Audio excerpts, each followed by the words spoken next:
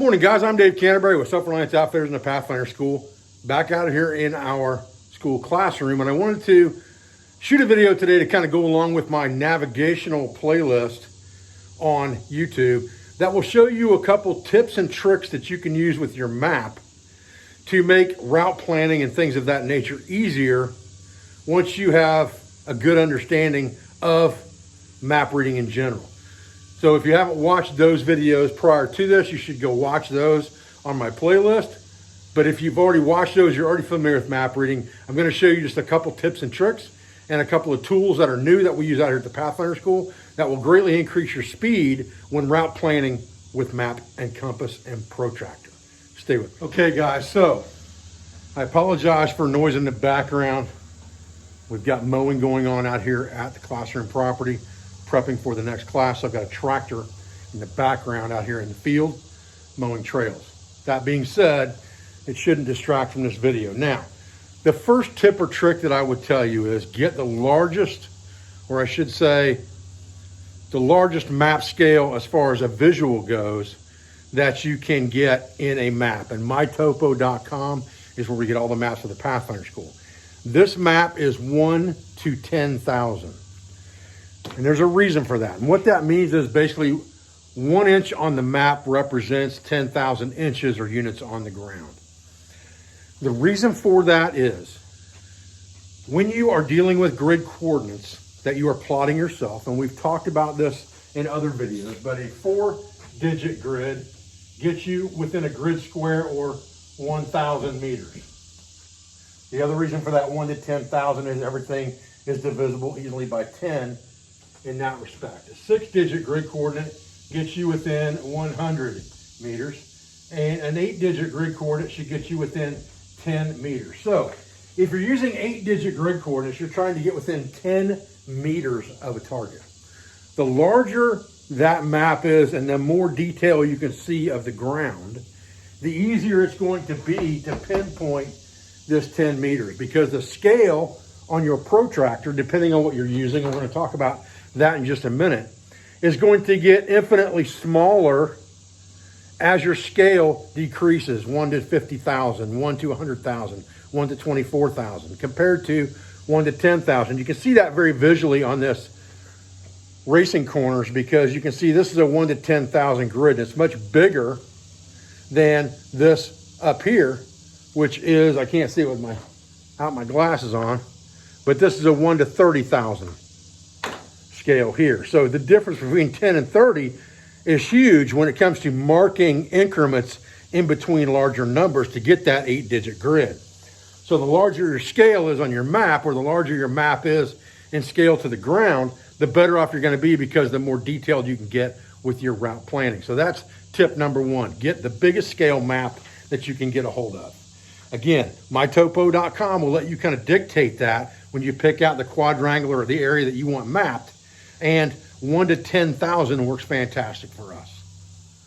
Okay, the next tip or trick I want to talk to you guys about is marking the individual corners of your grid squares within the map so that you don't have to chase the edges to find these numbers. And if you look at, this is the Pathfinder School map that we use. And if you look inside this operating area, you can see that this is marked as grid 6924, reading right and up. This is the 6924 grid square.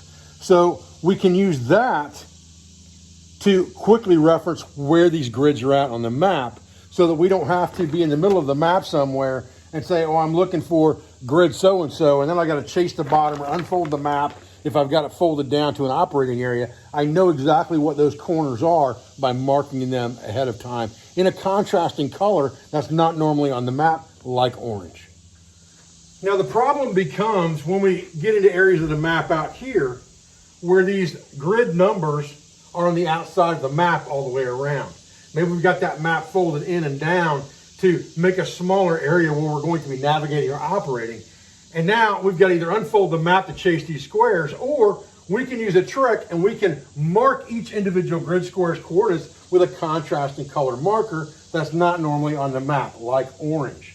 And so for instance, if I know that this grid coordinate here going over is 70, 23, Then I'm gonna put 23 here and 70 here on my map. Here, I'm gonna put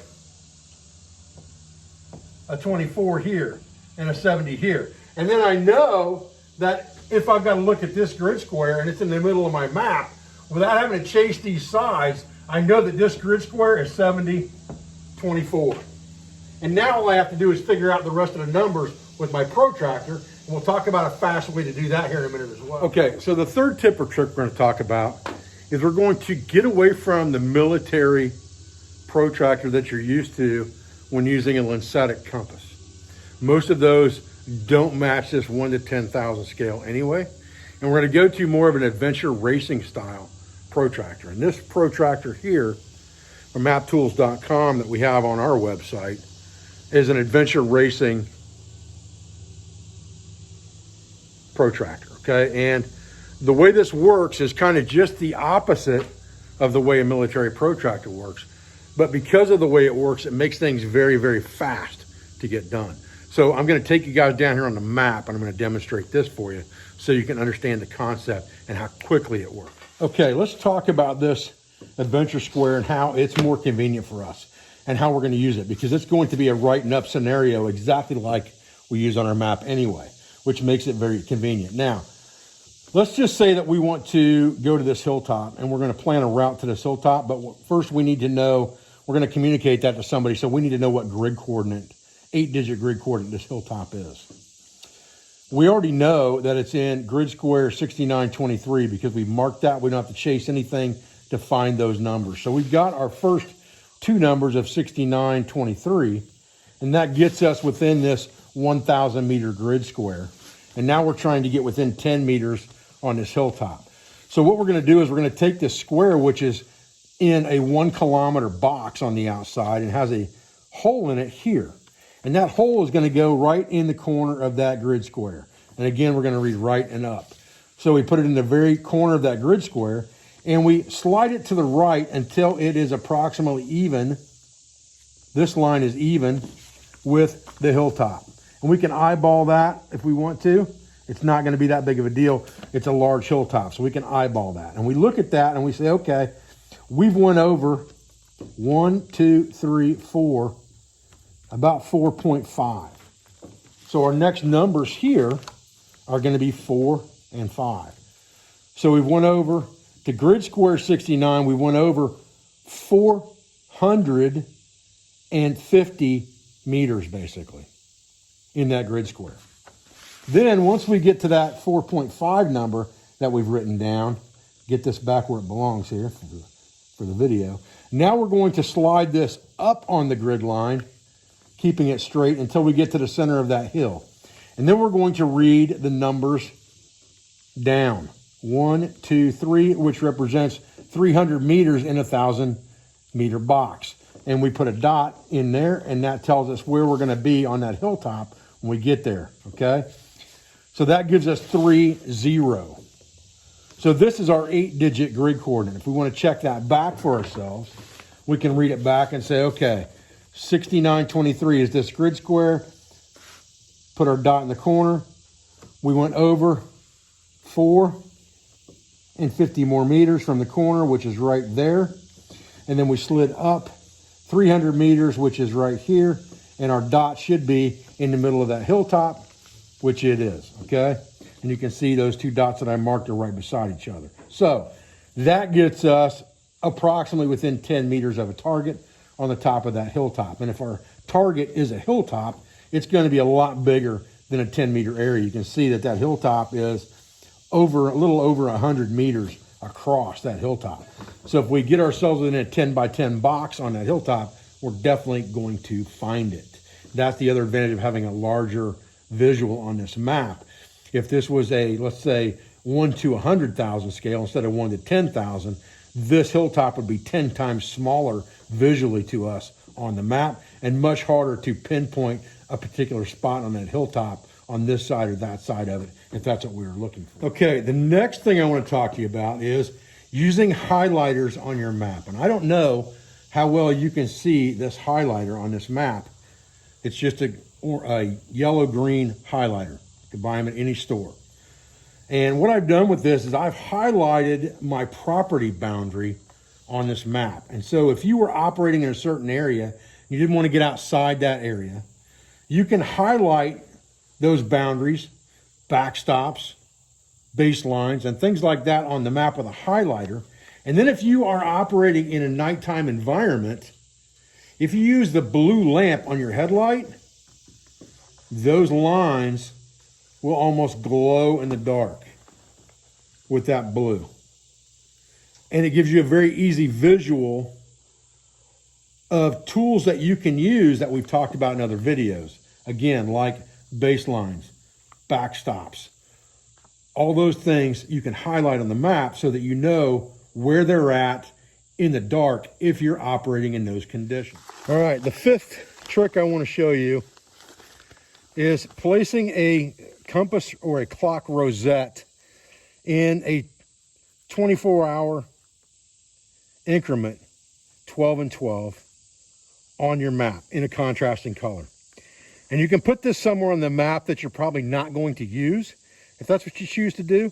And you'll be able to use this as a temporary orientation device if you were to lose or damage your compass and you still have the map. You can use this to orient the map to the terrain in front of you fairly closely. Not exactly, but fairly close. You're going to be, honestly, probably, because this is set up in grid north, which is kind of like apparent local time with longitude and latitude, you're probably going to be a little more accurate with this method as far as orienting this map even than with a compass if you haven't set the declination on the compass.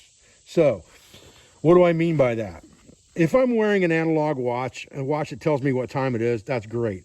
If I have to estimate the time by counting hands down or up from the horizon, I can do the same thing. But right now, my watch says 12:30. Take into account things like daylight savings time, if that is something that is in your area. Now I'm just going to break a rosette up here in 15-degree increments, starting at noon. So this is our noon side, this is our midnight side, and this is basically our horizon line of 6 to 6. Then I'm going to break that down, and there's going to be 1 hour mark every 15 degrees because the sun moves approximately 15 degrees every hour. That's what our clocks are based on. So we're basically putting a clock on our map. And now, by looking at our watch and saying it's 12:30, we can put a stick in the ground and lay our map in front of that. And then we can make sure that this shadow lines up 12:30 here and 12:30 at the bottom, just like this. Okay, there's our 12, there's our 1, there's our 12, there's our 1. And now this map should be fairly well oriented north. So we have a visual way of orienting this map fairly close if we lose our compass for some reason and we still have the map and we need to reorient somehow. And it's just a quick tip that you can use. Again, put this somewhere on the map that you're not going to need to be marking other things on the map probably. And it's an emergency device that you can have on the map that you're carrying in case something happens to your compass. Everything is about backups. 2 is 1, 1 is none. Okay, guys, this was just 5 quick tips that you can use to enhance your map reading and navigational skills that work well with the things that I've already taught in my basic navigation series on YouTube. Please subscribe to my channel, hit the notification bell so that you get notified at least part of the time when I make videos. And also remember to subscribe to all of my instructors channels that are listed on the side of my channel as recommended channels. I appreciate everything you do for our school, for our family, for our business, for all of our sponsors, instructors, affiliates, and friends. And I'll be back with another video as soon as I can, guys. Thanks.